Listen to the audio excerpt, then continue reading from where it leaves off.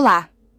Nesta aula 35 do nosso curso de Introdução à Teoria do Nó Temporal, vamos revisitar um dos pilares conceituais da física clássica, o princípio da ação mínima, e vamos reconstruí-lo sob a perspectiva da TNT.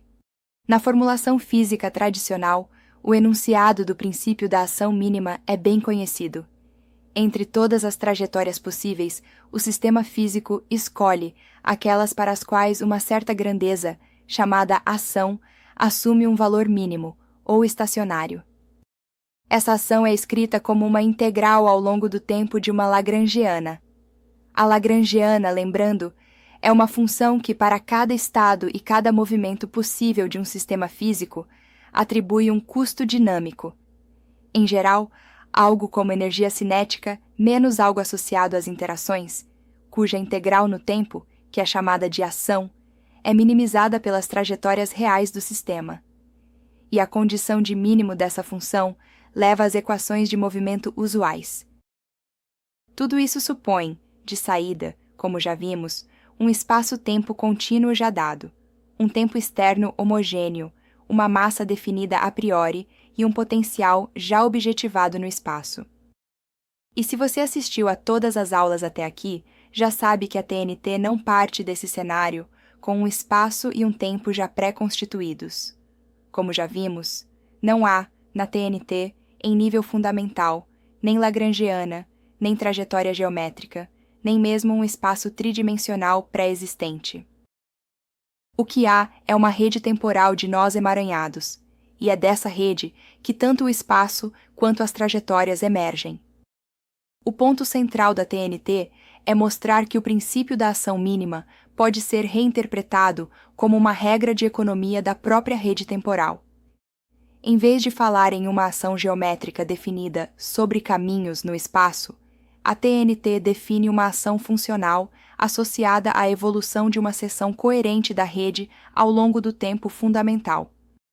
Em termos conceituais, essa ação mede o custo de manter a coerência projetável. Isso significa que ela penaliza, ao mesmo tempo, variações muito rápidas do estado interno dos nós e perdas de sintonia entre nós vizinhos. Se um conjunto de nós forma um domínio coerente, a rede pode, em princípio, reorganizar esse domínio de muitas maneiras diferentes à medida que a modulação avança. A ação funcional, em outras palavras, é a grandeza que avalia quanta reorganização espectral é necessária para atravessar um certo intervalo da dinâmica da rede, mantendo a região projetável. Com essa definição apresentada pela TNT, o princípio da ação mínima ganha um novo significado. As trajetórias físicas que observamos são aquelas que correspondem a um fluxo de coerência de menor reorganização espectral. A rede não decide caminhos geométricos. O que ela faz é ajustar, instante a instante, os estados internos dos nós e suas conexões de forma a preservar a coerência com o menor esforço funcional possível. Quando projetamos esse processo, vemos exatamente aquilo que a mecânica clássica descreve como trajetória que minimiza a ação lagrangiana. A diferença é que na TNT, a ação deixa de ser um objeto imposto ao mundo e passa a ser uma medida derivada da própria dinâmica da rede. Em vez de postular que a natureza otimiza, entre aspas, uma integral abstrata, a teoria mostra que a minimização da ação é um reflexo inevitável de um princípio mais profundo de economia de coerência. Assim, o que precisamos fixar nesta aula é esta mudança de fundamento. O princípio da ação mínima não é negado, mas rebaixado de axioma ontológico à consequência emergente. Ele deixa de dizer como o mundo decide suas trajetórias, em um espaço já pronto, para expressar como a rede temporal, ao tentar manter a coerência da forma mais econômica possível, produz trajetórias que, na projeção, coincidem com aquelas que a física clássica sempre descreveu.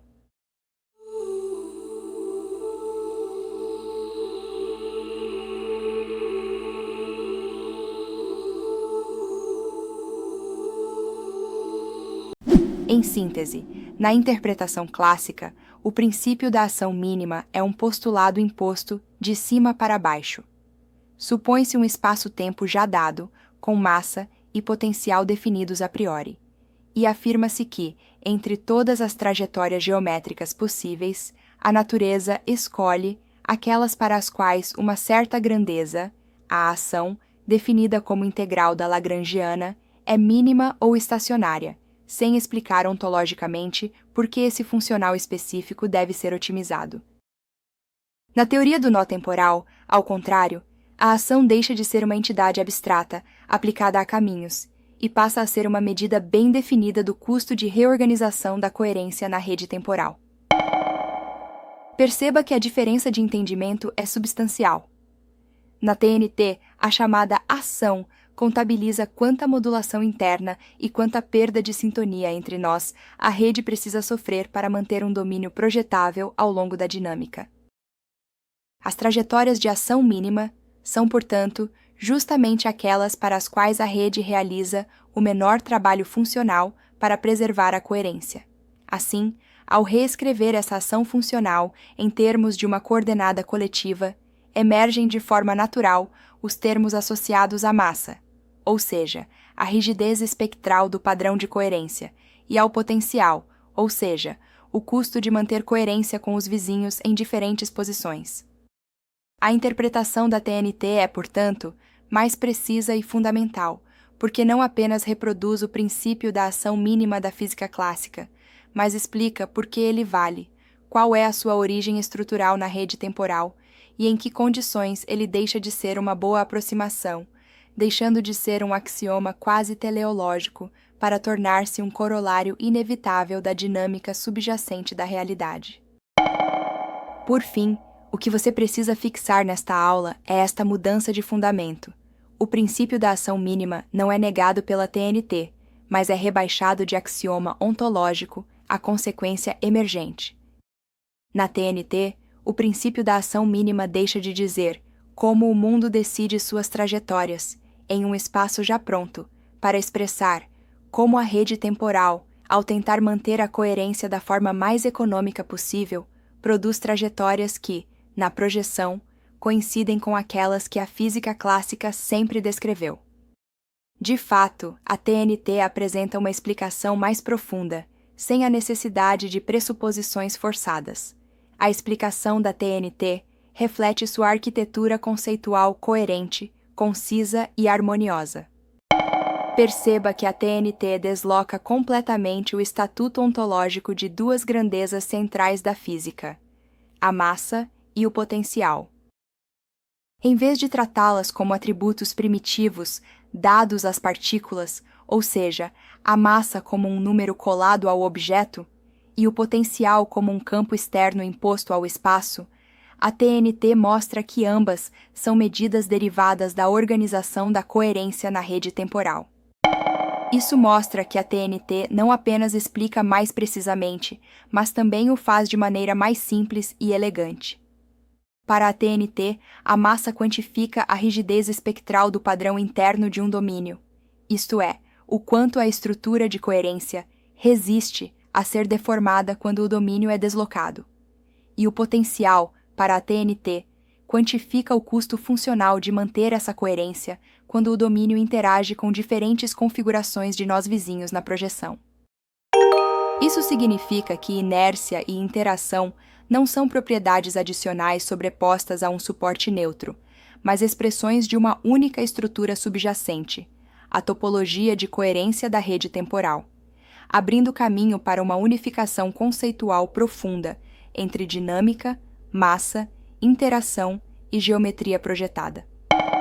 Para tornar essa ideia mais concreta, começaremos analisando um domínio da rede temporal altamente coerente, em que o comportamento coletivo pode ser descrito, com excelente aproximação, por um único parâmetro geométrico, a posição de um centro efetivo.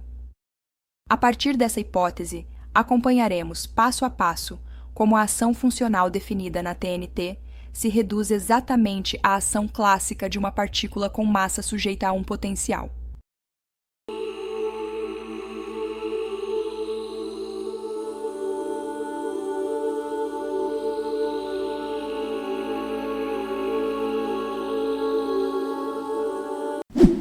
Agora, apresentaremos os pontos decisivos desta aula 35.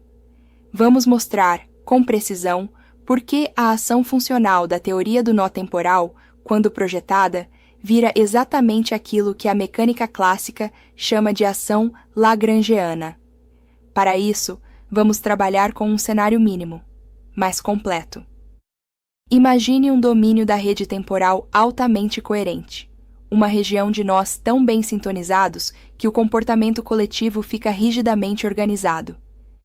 E isso tem uma consequência direta, pois em vez de descrever milhares de variáveis internas, a projeção consegue resumir tudo em poucas variáveis efetivas.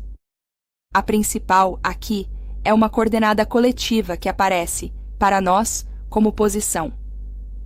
Repare na inversão ontológica. Na TNT, a partícula não é fundamental.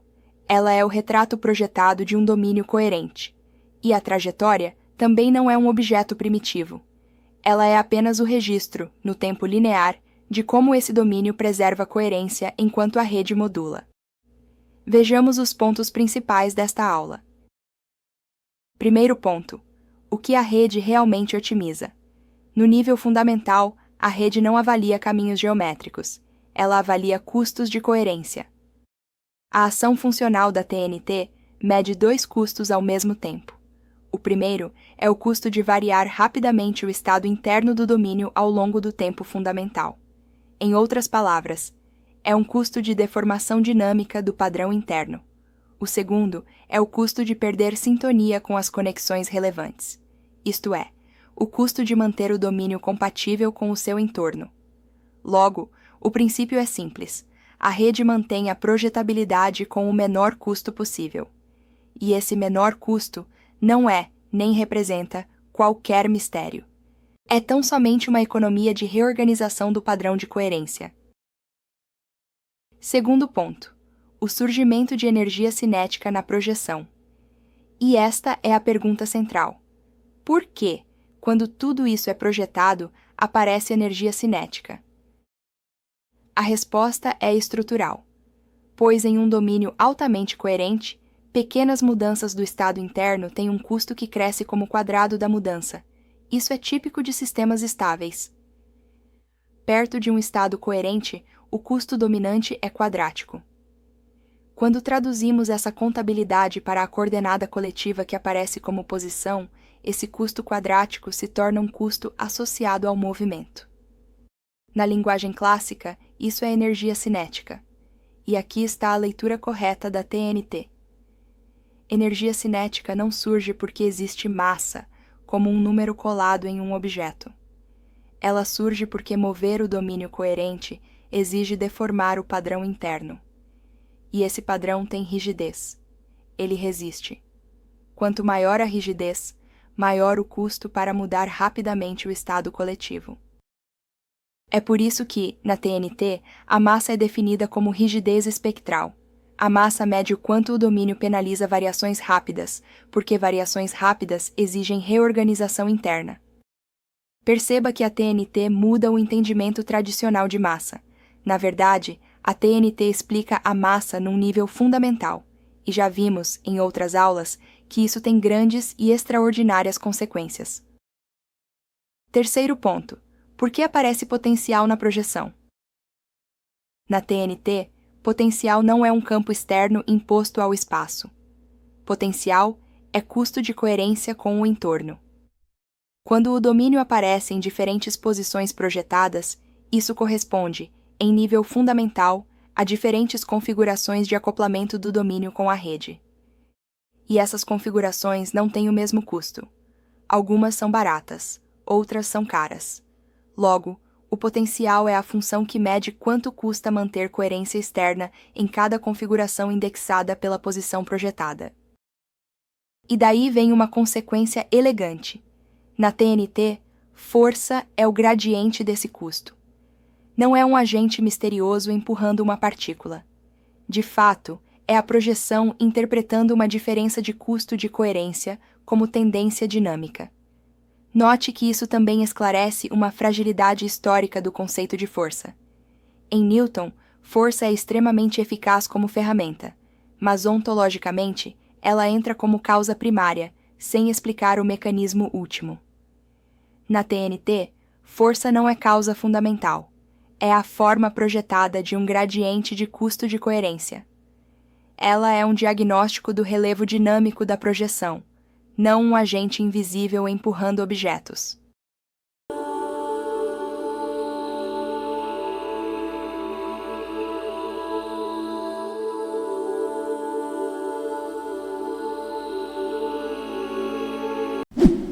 Agora, vamos ao quarto ponto. Por que surge a forma energia cinética menos potencial? Agora juntamos os dois custos.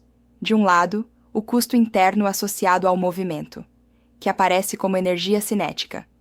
De outro, o custo externo associado à posição, que aparece como potencial. Quando você combina esses dois custos, a descrição efetiva coincide com a lagrangiana clássica, energia cinética menos potencial. E aqui é importante não romantizar. Isso não é uma regra estética da natureza, é uma contabilidade. A forma clássica é apenas a escrita compacta de um compromisso ótimo entre dois custos inevitáveis. Se o domínio tenta mudar rápido demais, paga com reorganização interna. Se o domínio se coloca em configurações caras, paga com custo de coerência externa. A trajetória observada é o equilíbrio mais econômico desses custos. Quinto ponto. Por que Euler-Lagrange não é axioma? Euler-Lagrange não é um axioma porque não é uma regra assumida de início. Na verdade, ela é a forma matemática que necessariamente aparece quando a dinâmica é descrita por uma ação e se impõe a condição de estacionariedade dessa ação. Na TNT, como a própria ação é derivada de um custo de coerência projetado, Euler-Lagrange torna-se um corolário da economia de coerência, não um postulado independente. Uma vez que existe uma ação efetiva na projeção, entra a condição técnica padrão, estacionariedade. Assim, o caminho observado é aquele em que pequenas variações não reduzem mais a ação, e daí saem as equações clássicas de movimento, as chamadas equações de Euler-Lagrange. Mas o ponto que a TNT destaca é este. Euler-Lagrange não é uma lei ontológica primária. É o formato projetado da economia de coerência. A rede temporal não obedece uma regra variacional por milagre. Ela apenas preserva a coerência projetável com o menor esforço funcional. E quando isso é projetado, parece exatamente minimização da ação. Sexto ponto. Quando o regime clássico é aplicável e quando ele deixa de ser uma boa descrição. Agora, o detalhe crucial. A mecânica clássica não é a linguagem universal da dinâmica. Ela é uma descrição extremamente precisa quando certas condições estruturais da rede temporal estão satisfeitas. O regime clássico é aplicável quando existe um domínio da rede temporal realmente coerente e suficientemente estável para aparecer, na projeção, como uma unidade. Nessa situação, a dinâmica interna do domínio permanece organizada, as flutuações internas ficam controladas, e o comportamento coletivo pode ser descrito por poucas variáveis efetivas. Por exemplo, uma posição efetiva ao longo do tempo linear. É por isso que a projeção consegue registrar a evolução como uma trajetória suave. Mas essa descrição deixa de ser adequada quando a coerência cai e a reorganização interna deixa de ser pequena. Isso acontece quando o domínio fragmenta, quando padrões internos competem, quando surgem bifurcações dinâmicas ou quando o acoplamento com o entorno impõe transições abruptas de configuração. Nesses casos, a projeção já não consegue representar a evolução por um único caminho bem definido. A noção de trajetória perde precisão, porque o que está por trás dela, um padrão coerente e estável, deixou de existir de forma robusta. E aqui está o ponto de destaque conceitual da TNT. Não se trata de trocar regras por convenção. Trata-se de reconhecer um critério objetivo de aplicabilidade. Enquanto a coerência sustenta uma representação simples e contínua, a mecânica clássica descreve o fenômeno com excelência. No entanto, quando essa sustentação falha, O próprio fenômeno exige outra linguagem, porque a projeção já não comporta uma única trajetória contínua como resumo fiel da dinâmica. E, finalmente, o que você deve fixar desta aula é isto: o princípio da ação mínima não é negado, ele é reclassificado. Na física clássica, ele aparece como postulado. Define-se uma ação e afirma-se que a natureza escolhe o mínimo. Na TNT, ele aparece como consequência, porque a realidade observável é projeção de domínios coerentes. Porque manter coerência tem custo, e porque a evolução mais estável é aquela de menor reorganização do padrão. A ação clássica, portanto, não é uma entidade imposta ao mundo. Ela é a contabilidade projetada do custo de preservar coerência. Em outras palavras, na teoria do nó temporal, as equações de Euler-Lagrange não são leis fundamentais de movimento, mas condições projetadas de equilíbrio funcional. Elas expressam o ponto em que o custo interno de reorganização do domínio coerente se equilibra com o custo externo de acoplamento com o entorno. O que a mecânica clássica interpreta como força e aceleração, a TNT interpreta como ajuste contínuo de coerência. Euler-Lagrange, portanto, não governa a rede temporal. Ele simplesmente descreve como a projeção registra a estabilidade dessa rede. E com isso, finalizamos a aula 35. Se o assunto despertou seu interesse, se inscreva no canal e continue com a gente. Até a próxima aula!